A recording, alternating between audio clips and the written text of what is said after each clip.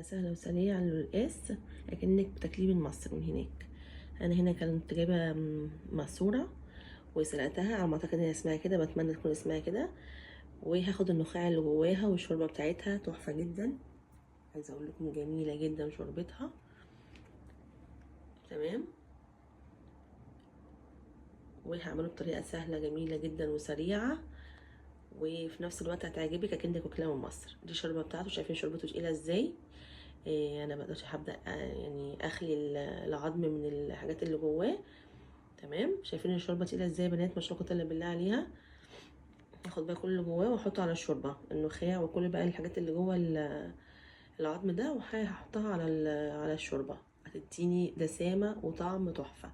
انا كمان زودت الشوربه شويه ميه. تمام، هنا بقى معايا اللولاس، بوريكم ده نوع اللولاس اللي انا بستخدمه. هو في كذا نوع بصراحه، انا جبت ده بس المره الجايه هغيره، مش هجيبه تاني. ما بصراحه ما عجبنيش، كانوا قاطعين بطريقه صغيره جدا. هما بيبقوا حاطين جوه اللولاس كيس السلق، ده بيتباع في الجزاره يا بنات. تمام، انا بدأت هاخد كيس السلق ده وافضيه احطه جوه الشوربه. هعمل لكم دلوقتي طريقه حلوه جدا هتعجبكم، بس نحطه بقى جوه عشان يسيب، علشان السلق دوت يعني دوت اسمه ايه، تلج متلج يعني. فانا هحطه جوه الشوربه عشان يسيب شويه لحد لما نبدا إيه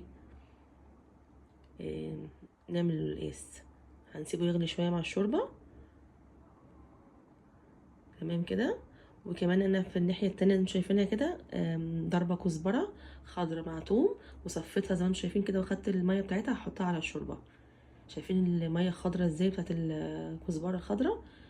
بس بوريكم هنا هو كده خلاص، هو كده على النار هيغلي غلوتين، ولما يغلي هحط عليه اللقاس. واللقاس اوريدي تدوت اللي هو مجفف، بيبقى اوريدي مسلوق، ما ينفعش يتحط كتير في الشوربه. وعلى الناحيه التانية انا حاطه الكزبره الخضراء مع الثوم وبحمرهم بحته سمنه. تمام، عشان نحطها بقى زي طشه على الشوربه وعلى اللقاس. طريقه جميله جدا، لو جربتوا ترادي في اللقاس تحفه. طبعا احنا بما اننا عندنا في ايطاليا هنا ما فيش اللقاس اللي هو بيبقى في الاسواق دوت، بيبقى فيه بس كل فين وفين وعامه بيبقى غالي جدا ومبيبقاش طعمه زي بتاع مصر عامه، فيبقى خساره في الفلوس. فهنا خلاص الشوربه غلت، هبدا انزل باللقاس. فالطريقه ديت اصلا انا بعملها معاكم، دي طريقه اكنك واكلاه من اسكندريه، ان ده طريقه اسكندريه اللقاس ده يا بنات. معرفش بقى كل الولاد بتعملوه زينا ولا لا، بس دي طريقتنا احنا في اللقاس عامه. وانا بقى عايزاه زي بتاع اسكندريه، عندنا اللون الاخضر المرعرع الحلو ده، فهعمله بالكزبره علشان يديني طعم حلو. هو كان فعلا ما شاء الله اللي بالله، كان طعمه فعلا تحفه بالطريقه ديت يا بنات. بس بتمنى ان شاء الله الوصفه بتعجبكم، ولايك وشير الفيديوهات بتاعتي يا بنات عشان توصل لكم ويوصل لكم كل جديد. زي ما انتم شايفين كده بحمرها اهو، وهسيب القلقاس يغلي كمان غلوه كده. طبعا انا عملت سلقت الماسوره اللي بقولك عليها ديت عشان عامله فراخ معايا، وانا مستحيل اسلق فراخ واخد شوربتها طبعا. فانا يعني اتصرفت عشان اجيب شوربه دسمه حلوه للقلقاس، فعملت الماسوره دي، جبتها من الجزاره وسلقتها، وهم قطعوها لي بصراحه، وانا غسلتها وسلقتها، والنخاع بتاعها منزل شوربه تحفه. تمام، دلوقتي هنحط الطشه بقى، نحط الكزبره الخضراء على القلقاس عشان يخلي لونه اخضر ومرعرع كده. هتشوفوا الجمال دلوقتي، هتشوفوا قد ايه تحفه، وقد ايه لونه جميل قوي، وقد ايه بيجوع بقى.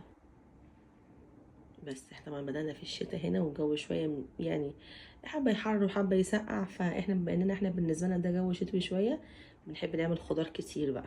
يعني في الشتاء بنحب نعمل اكل هو الخضار الياما ده بقى. بس انا هنا كان في حبه كزبره في الطاسه، خدت شويه من القلقاس حطيتهم على في الطاسه، نزلت منهم الطشه اللي كانت موجوده فيها. وده بقى الاكل النهائي بتاعنا. ولايك وشير للفيديو عشان يوصل لكم كل جديد. بتمنى فيديوهاتي تعجبكم، وكنتم مع هاجر علي، والسلام عليكم ورحمه الله وبركاته.